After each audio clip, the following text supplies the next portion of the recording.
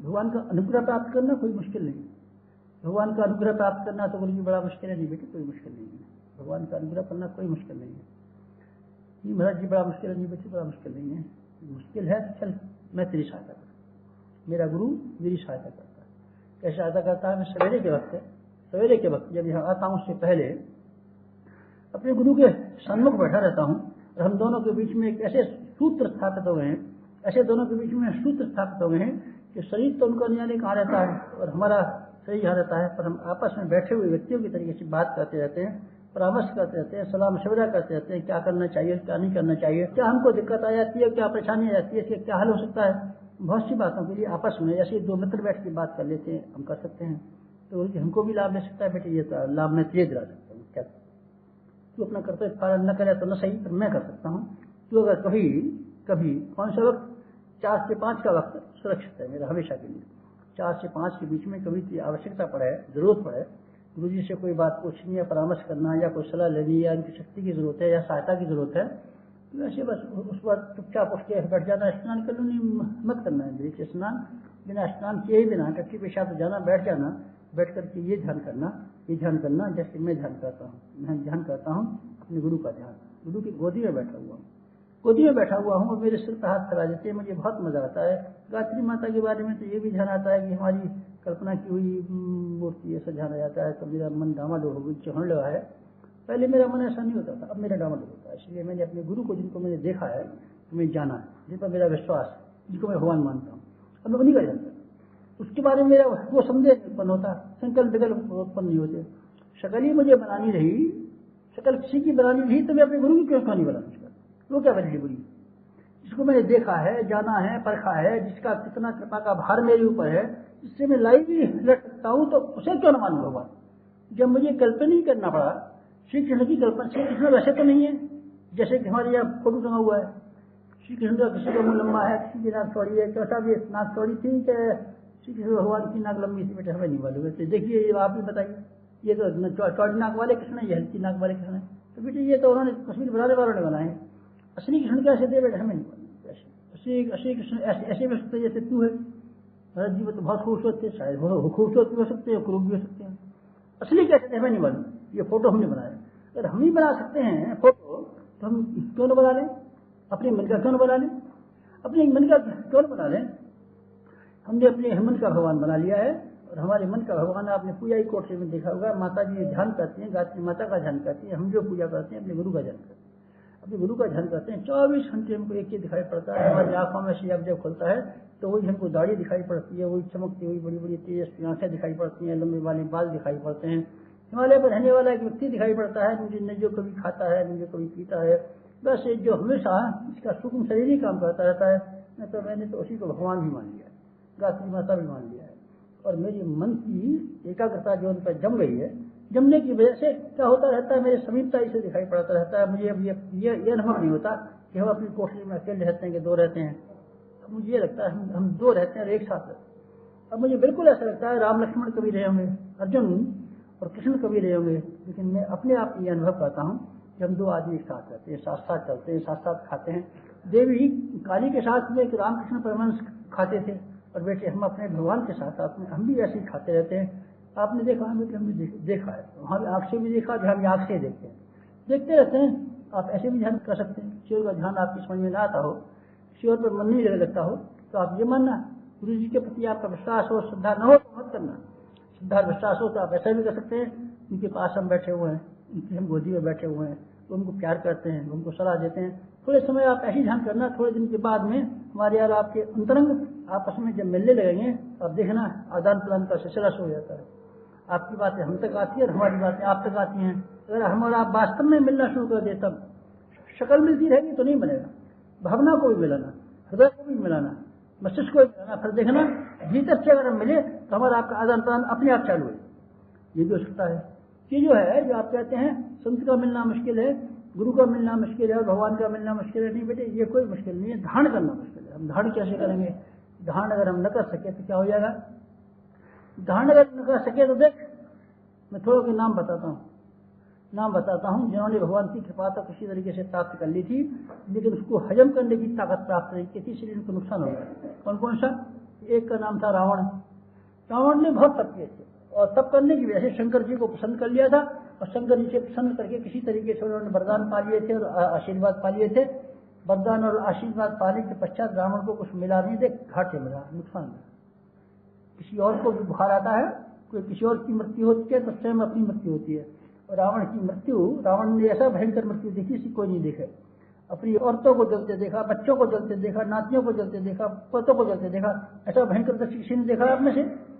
मरे हुए को देखा है, मरा हुआ बेटे को जला दिया हो, पर जिंदा बेटे को, जिंदा बेटियों को, जिंदा पोतों को, जिंदा पोतियों को जलते किसी ने देखा है?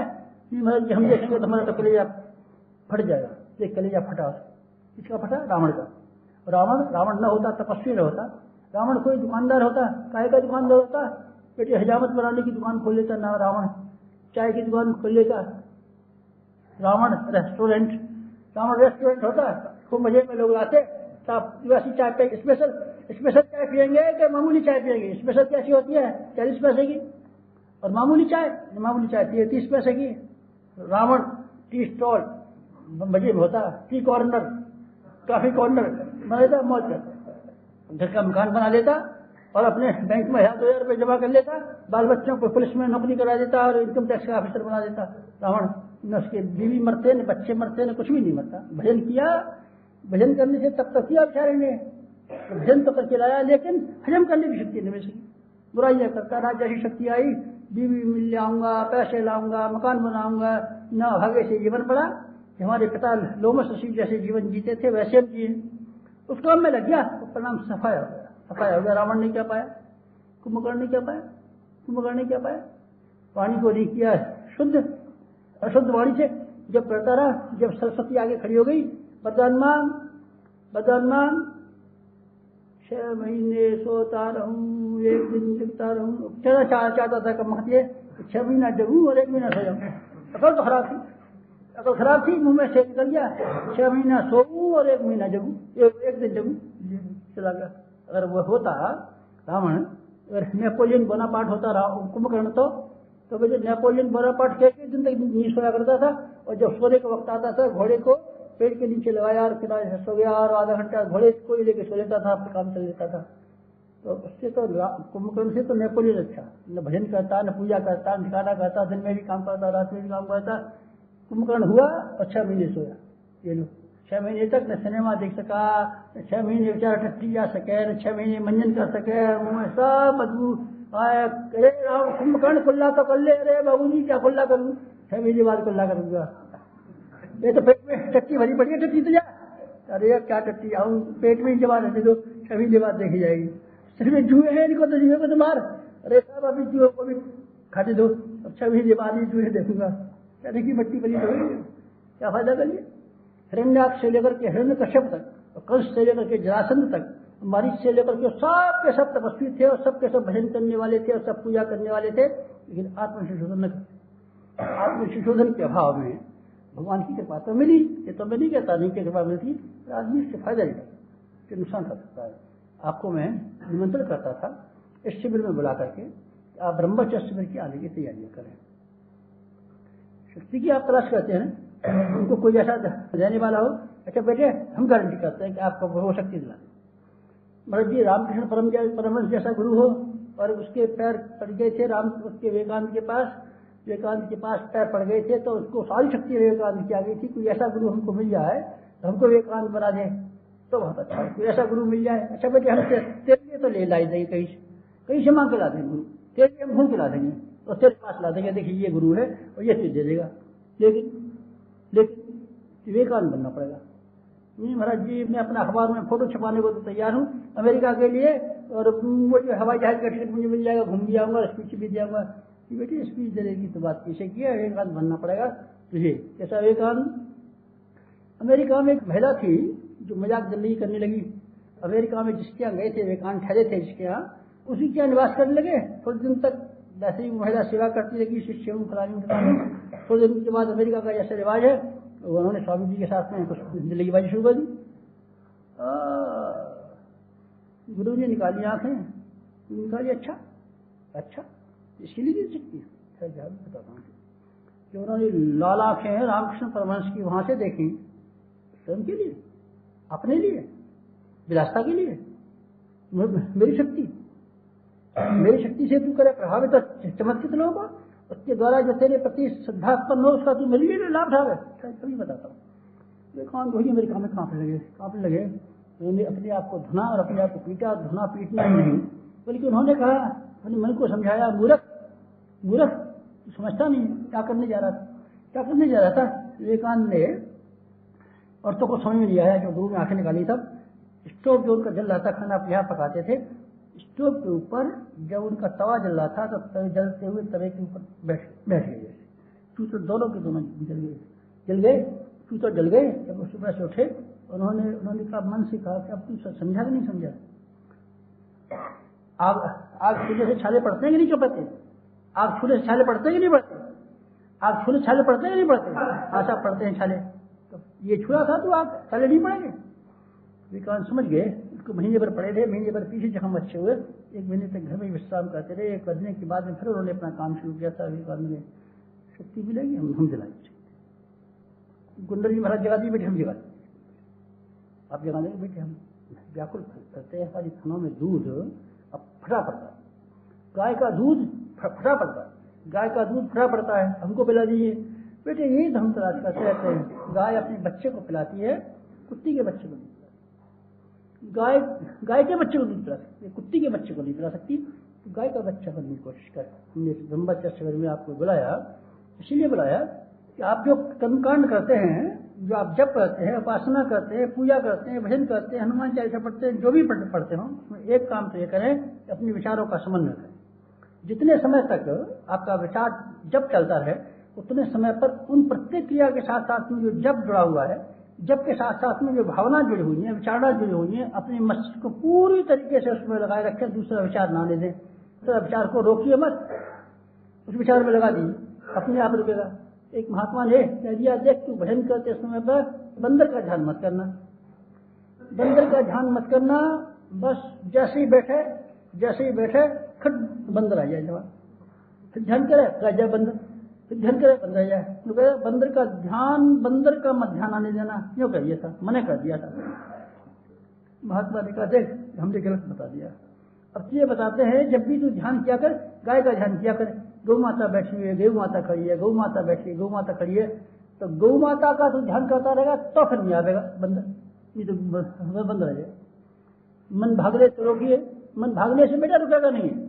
मन नहीं भागने दूंगा, मन भाग जाएगा तो रोक दूंगा, मन को पकड़ लूंगा, मन को बांटा लूंगा, मन नहीं भागना चाहिए, ऐसे ऐसे करेगा तो मन भागेगा। क्या करूं? उनको एक काम में लगा दी।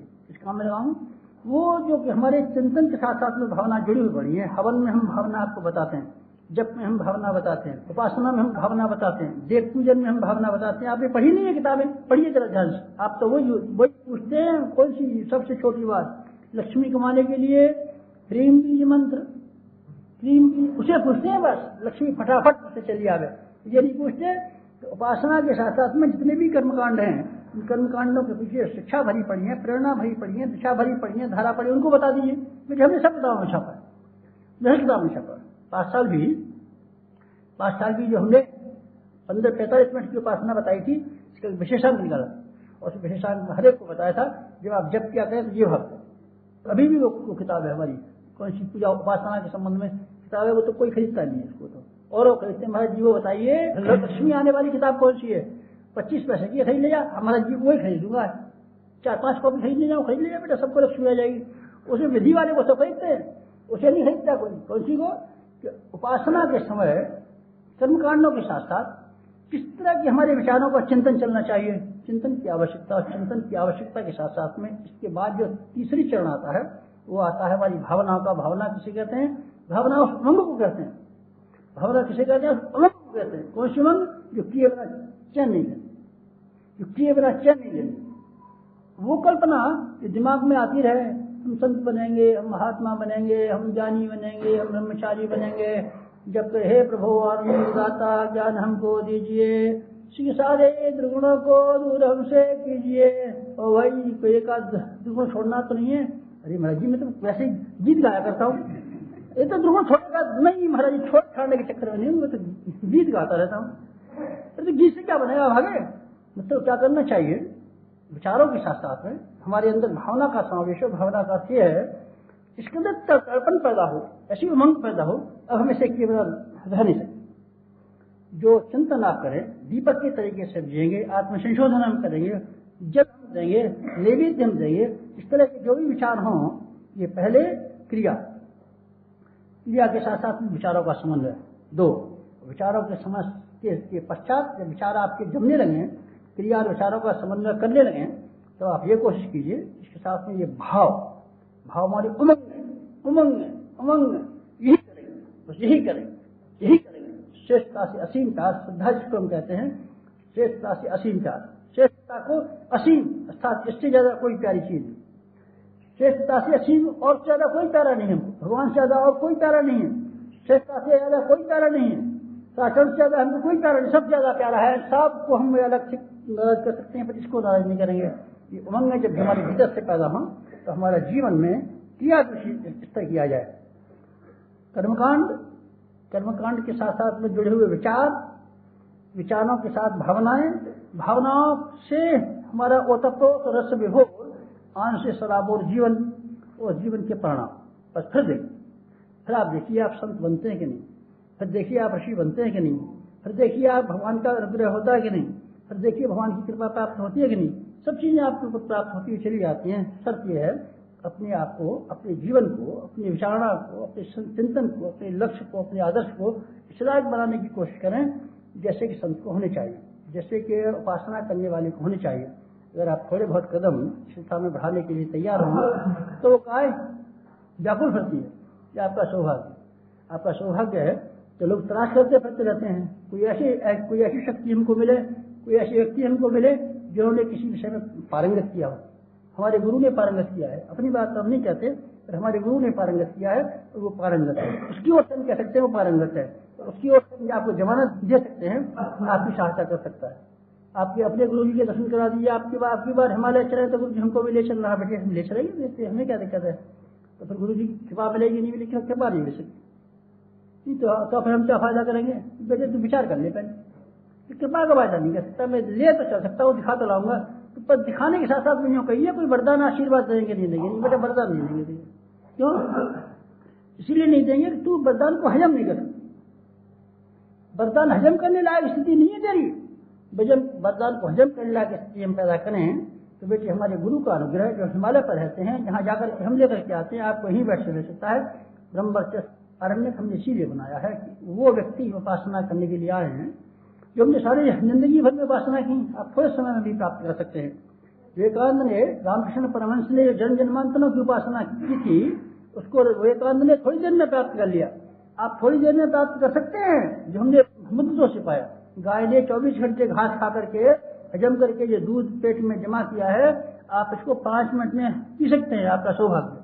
आप बच्चे आप पी लीजिए दूध, गाय ने वो 24 घंटे में तैयार किया है, और दुनिया भर में घूमी है, 40 दिन भर घास खाती है भैया, तब दूध जमा किया, आप पी लीजिए, आपका सौभाग्य, आप पी सकते हैं।